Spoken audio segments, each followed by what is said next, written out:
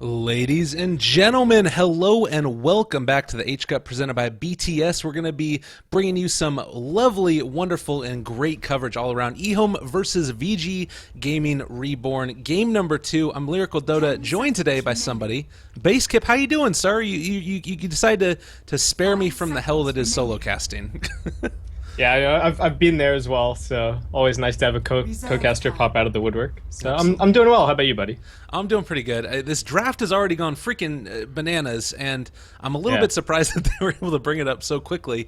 But real quickly before we get into the draft, what's your impression of these two teams here? EHOME versus VG Gaming Reborn. Obviously, EHOME took game number 1. Do you think that was sort of just a little bit of a... What's the word I'm looking for? A little bit of a...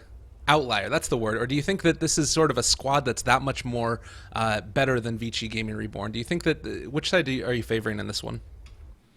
I feel like both teams have a ton of potential, but I think EHOME just have more experience across all of their players. I'm expecting VG Gaming Reborn to be a team that ends up doing quite well, especially under the guidance of FY, but I think at the moment EHOME is just a little bit better overall. So I wouldn't call that first game an outlier necessarily.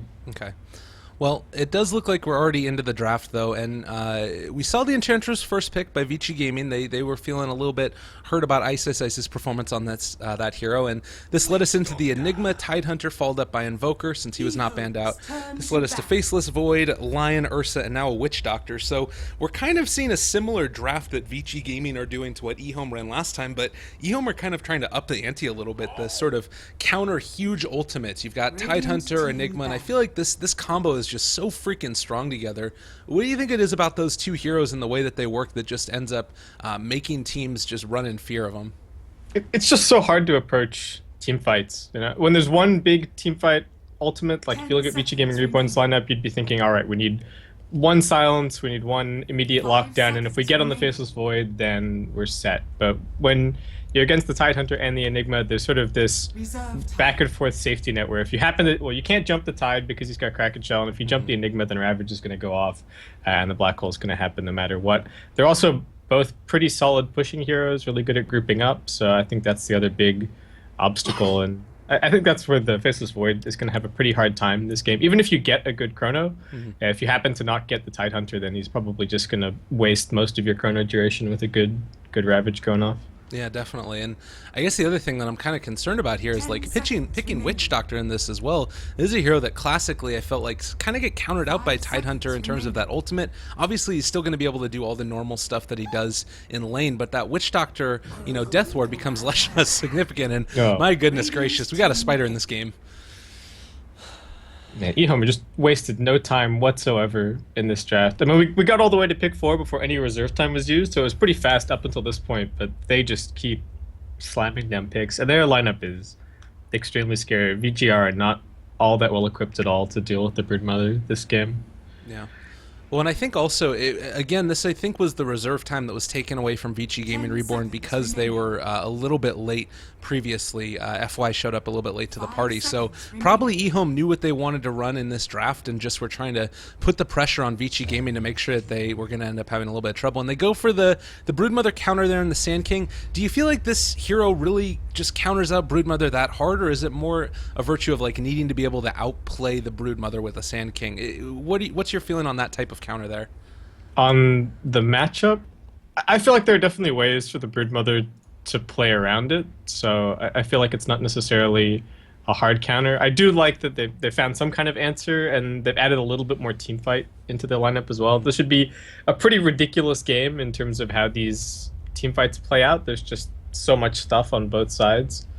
But yeah, I'm not sure how the Sand King is going to go. I feel like it's sort of a classical counter that people bring up, but I feel like Broodmother players are really used to quite tough lanes these days. Yeah. Well, we'll see how it ends up going. Again, this is going to be game number 2 of VG Gaming Reborn. Do end up losing this. They're going to face off against IG in the lower bracket finals. This is the winner bracket finals. And then, of course, they're going to go on to play in the grand finals, which is going to take place in about 6 hours, I believe, somewhere around that mark. It's later on tonight. But should be pretty interesting to start it out. Is there any side that you're favoring, or maybe an ease of execution that we're looking at here? I think that falls to EHOME as well here. They've got two big team fight winning buttons, and that's kind of what you want to have.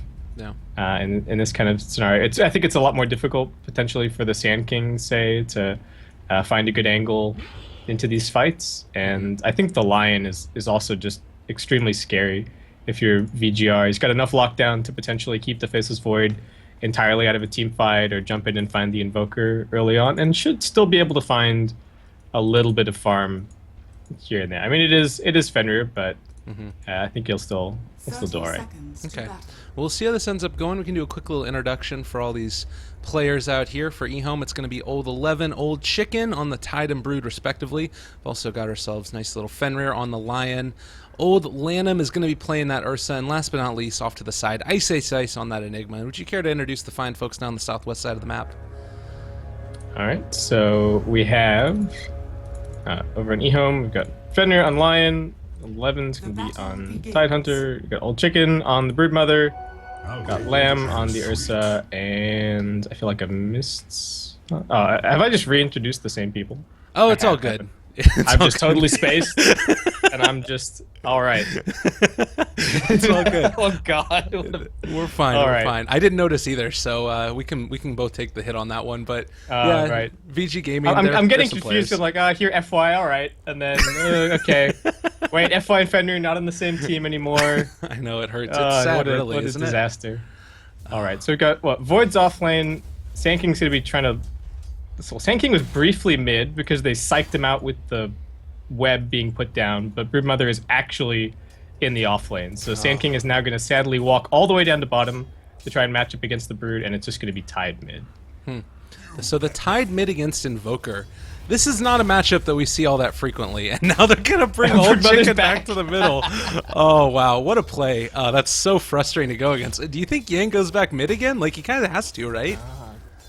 Yeah, I don't think either of these matchups are particularly great for the Invoker, the Broodmother or the Tide. He can't really harass the Tide a whole lot, and he's going to get his CS. It's not like the Invoker's going to lose the lane by any means, but you know, he's not going to crush either of these two heroes either. But I don't know. I think they're just going to probably settle in now, realizing that if they keep doing this, I think EHOME probably keeps swapping, and I think they may even come out the better for it, because you know, in between they can kind of stack up ancients, and they have recovery mechanics for these two heroes somewhat, but the same is definitely not true of this Invoker. If you keep moving the Invoker around, then he's just going to fall behind.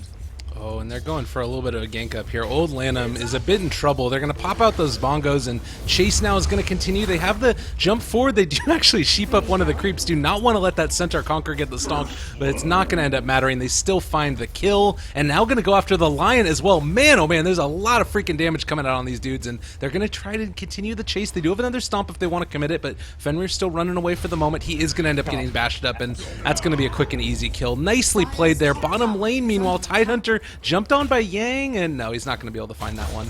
He does get that Caustic Finale combo going through, but meanwhile, Old Lanham back up top. Bearman still chasing. They do get the ground pound onto End, trying to kill him off, but the body blocks are there from FY, and it does look like he might be able to get away from them. They miss onto that one, and FY is actually just going to run away. They bring in the Enigma. Ice trying to kill off End. One more right click is going to end up finding that one, and now DDC also maybe is going to end up going down. They get the body block from Ice, and can they find it? They do. Two more. What is going on? Crazy game so far. Oh, and Tide gets sunstruck. Sand King barely survives. Oh boy. Yeah, this is a little bit nuts. Wait. Okay, he committed himself to. Yeah, right, never mind. Yeah, he didn't lose any gold. He had all reliable after he bought his boots. Well, that was a nice little play there. And it does look like the pressure up here on the top lane for Old Lanham. Do they have to commit more heroes to this, or what do you think the answer is to make sure that Lanham gets his farm? I don't think they really have an answer. The Enigma can try and play a little bit further west, potentially, and Ice does have the 2 points in the Malefice, so he is somewhat ready to move over and participate, but I think the plan just has to be you kind of sack the Ursa for the time being, and then later on, once you have maybe your mech on the Enigma, it'll be really straightforward to go and look at Roshan, potentially, and just bring the Ursa back into the game that way. I don't think it's too much of a concern that he's getting pressured like this early on. Okay. And I guess there's always sort of the comeback of Roshan as well if they Yeah. really do end up falling behind. As far as mid lane goes, they have brought in Yang, the Sand King, to try and mess with Old Chicken a little bit, and the caustic stacks are starting to do a decent chunk of damage. This is very frustrating to deal with, and I think that it is sort of showing why, you know, Sand King can be a pretty nice counter to Broodmother, and they are thinking about, well, they have the haste turn on Sand King. Yeah.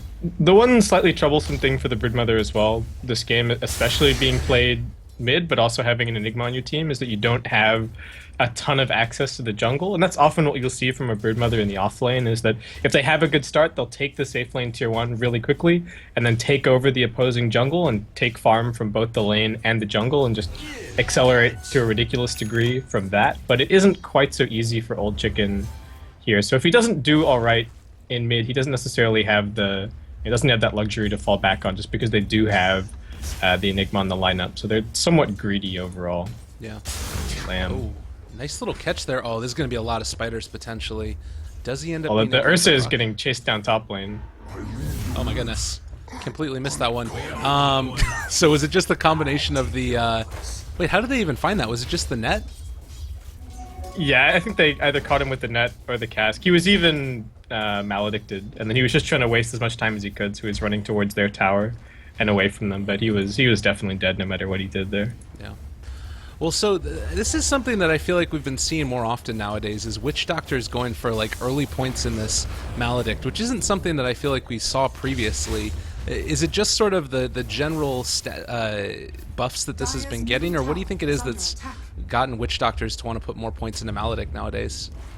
I think the value point is a little bit underrated in general, especially against relatively tanky heroes like the Ursa. I know that some people also have done builds where they max it. You can see some Aetherlands builds. Things like DDC finds him. Caught out. Yeah, he was hiding off to the side there. They bring in Lanham though, and now actually DDC might be the one that's being caught the out. Creeps. Fender dropping low. They're fine for the moment. Oh god, that was scary though. That's such a nice little block from FY. Just kind of cut off that initial path and made the room for the Witch Doctor to get out. Yeah.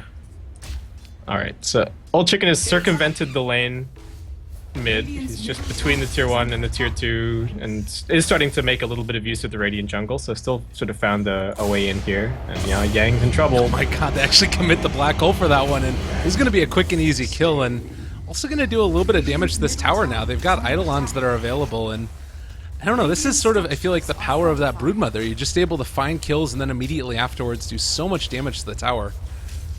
Yeah, Glyph's gonna be used, but I don't think this tower is gonna stay up. Looks like there's no one who's interested in coming over to try and defend this tier 1 down, and that's actually gonna pave the way for the Broodmother to start making her way into this Radiant jungle, potentially a little bit more. Definitely a scary moment. I really like this lineup here too. He's been sapping away the mana of the Centaur Conqueror, trying to make sure they get the sick out though from FY, and just to make sure that they're not able to dive him with that. So you said that you didn't feel like it really was that big of an issue for Old Lanham here on this Ursa to get sort of dove and not gain a ton of farm.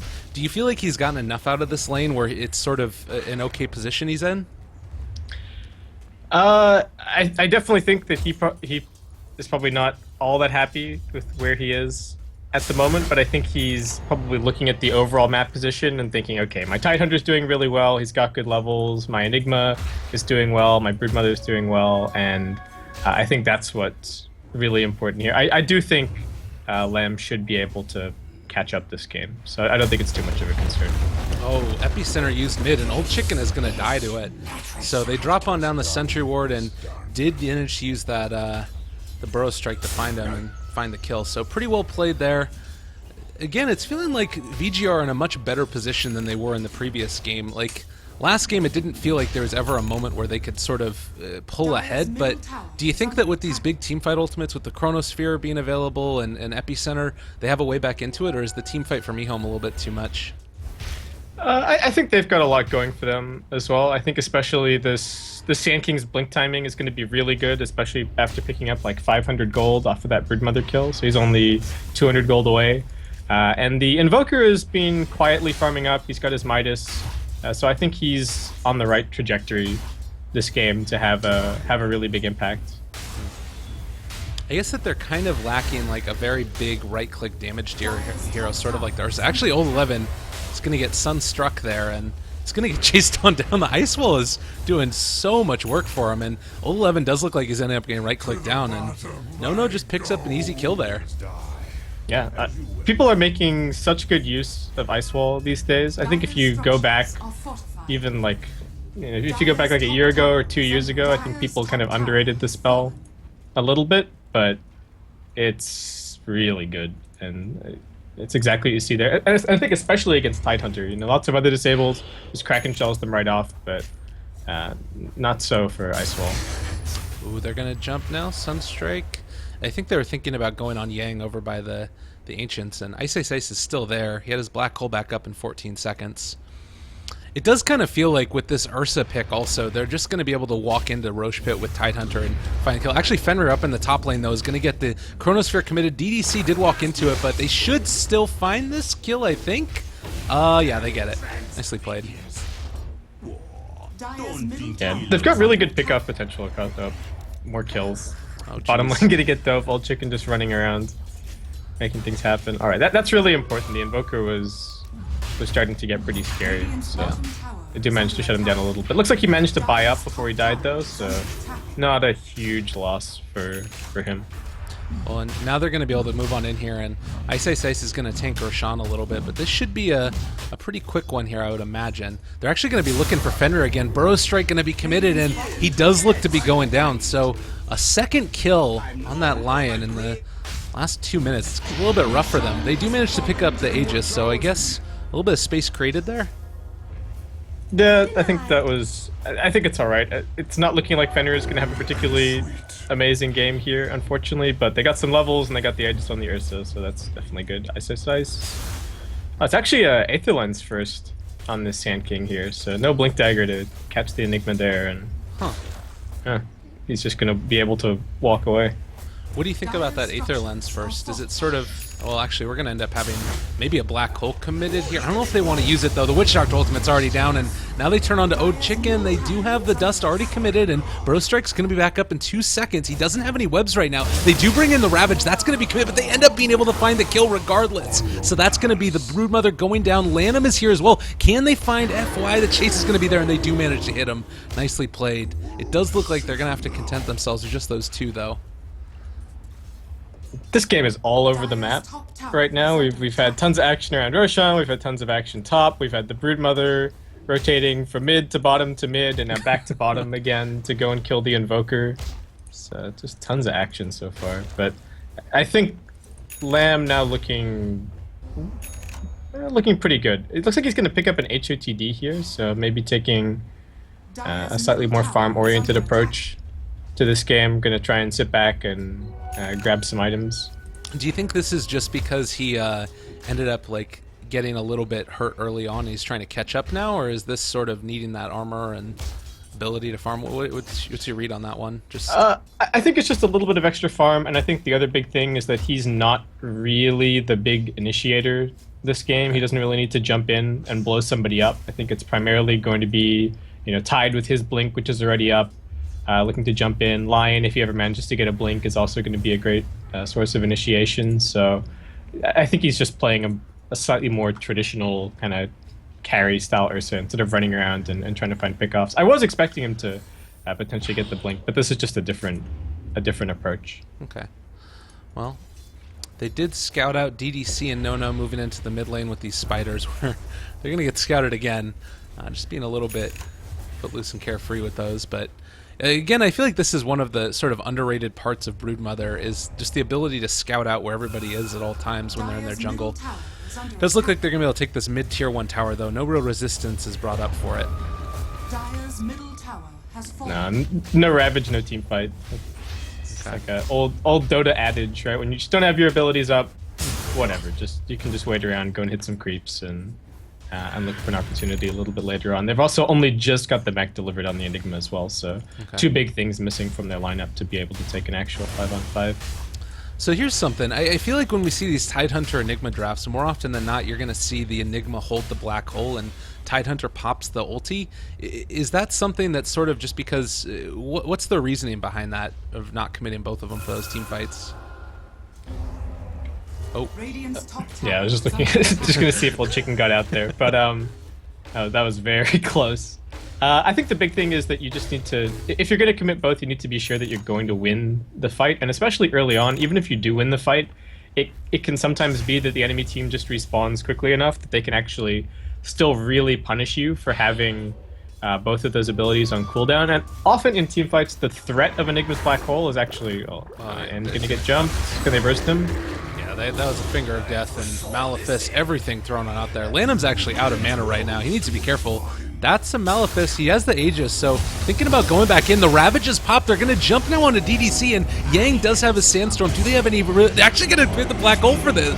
So both of them used, and that's going to end up being another dead Sand King. Maybe he Aether Lenses away, is going to get chased on down by Old 11. 22 HP. Gush is committed, and that's going to be the kill. Well, I guess that's what you were talking about yeah, needing to win the team fight.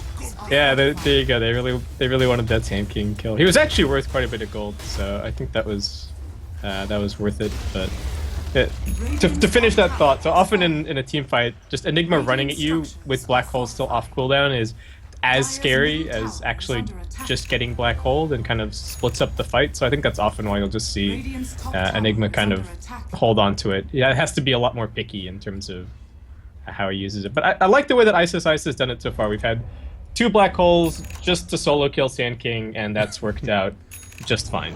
Yeah. If I was Sand King, I'd be a little bit upset about that, but it ends up working out for them. And when you're the top net worth hero at the 5-minute mark, and then you end up getting dropped down, I think it's pretty worth it. But they're looking for End again. They jump forward, are going to be able to get the Hex off, and that's too easy. That's a really nice kill there for them. Yeah, that was really good. So, okay, so VG.R have a blink on the Sand King now. Andy's got level 11, so he is a ridiculous amount of damage if he gets a good ulti burst strike off. But the question is, are they going to be able to find it? EHOME are probably on, again, dodge fights mode for a little bit now. Probably just looking to find pickoffs while they wait for those big ultis to cool down. Oh, Old Chicken in the jungle. They actually ran off the other way looking for those spiders, but I think that this is something like it's so hard to dodge those ganks. So you just need to like stay in the trees consistently. I feel like, is this a game where you feel like Broodmother is going to end up falling off, or do you feel like they're still going to be able to be pretty relevant even late into the game? I think Broodmother is a hero that can scale a little bit. I think especially this game as well, like potentially with a BKB, the Broodmother can just be a huge nuisance and go and sit and right-click the Invoker for the majority of the fight, while she still has a long BKB duration. And of course, you're still going to fall off late game pretty much no matter what. That's just the nature of the hero. It's not really a scaling carry by any means, but I think still all the way through the mid game, Old Chicken's going to be very relevant.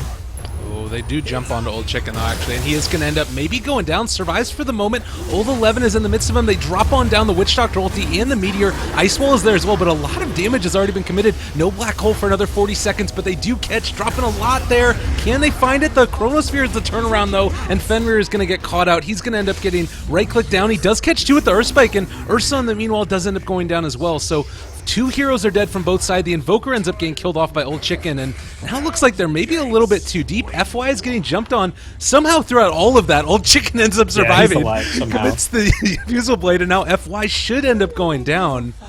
Wow.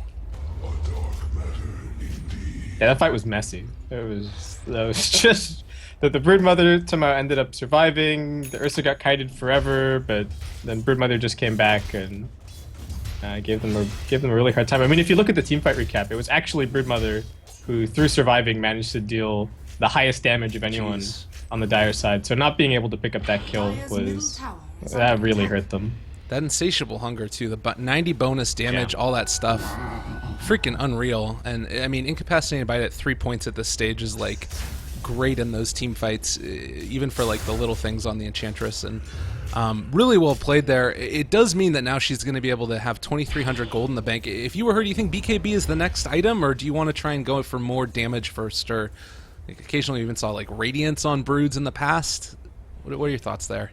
I think no matter what it's going to be, it needs to be some form of survivability. So potentially BKB. I would say there's a slight chance you see something like a Manta style just for another dispel and not having to use up all of your diffusal charges. Also, obviously good synergy with the diffusal, but no matter what it is, I'd like to see a bit more HP on the Brood. Going back to that one last team fight for a second as well, just want to commend Old 11 on how he played that one. Just no hesitation, jumped in, threw out the Ravage, ended up kind of putting his life on the line, but it definitely won them that fight. And he's actually so farmed. Yeah, the most farmed tier on the dire side right now, and as an entire soul booster. That's what I was wondering. Is he going straight for Octarine at this stage after Blink? I guess so. I don't see any reason to go Bloodstone on a Tide. That's a pretty unique build there. They are actually going to be able to scout out Fenrir though over in the jungle, and Hex is going to be completed or used, and they might be able to do something here. Finger of Death as well. Do they have enough to bring him down? They drop on down the ward, looking for Yang. They're not going to be able to catch him though. Lifting on up. Ravage counter initiation again. So much damage with the black hole. They break it immediately with the Chronosphere, but I think the damage might have been done. They commit the dust on a no-no. He is going to end up going down, and it looks like they're going to be able to find End off on the other side. This ward just really, really quick thinking there by the Lion to place that one down. Yeah, get that little bit of extra vision, and that's... Oh, and we just see the power of EHOME's teamfight ultimates there, right? The Ravage comes out, completely saves the Ursa, and now even FY now might be in a bit of trouble. Jeez. That's a team wipe, and just off the back of that again, really nice Ravage getting placed and showing the power of those two ultimates. Ice Ice Ice not afraid to just drop that black hole. Yeah, so you look at this game in VG.R, they spent a ton of effort in the early game going and pressuring the opposing safe lane, and that was really the only place that we saw FY really spend any time on the Enchantress. Didn't really try and roam to any of the other lanes, but you look at how things play out and how these teamfights are playing out and how the game is played out in general, and it hasn't really mattered at all that Lamb has been behind this game, and it doesn't even really matter if he doesn't do any damage in these team fights. He's soaking up some spells and does the little bit of damage that he needs to once those big disables come in. So I wonder if that was a little bit of a misstep potentially from VG.R to spend so much time and effort on the Ursa up in the safe lane. Well, it's certainly been able to work out getting that extra farm for the people of EHOME, and I think that that's something else, is the sort of recognition, as we are going to see him jump on the Sand King, but not able to bring him down. I think that it's so hard in games sometimes to sort of be willing to just sacrifice your farm for a little while in the hopes that your team's going to be able to bring you, but knows what he needs to do. Lanham, obviously, he's playing that support role as well, and now switched over to carry, being self-official at all times.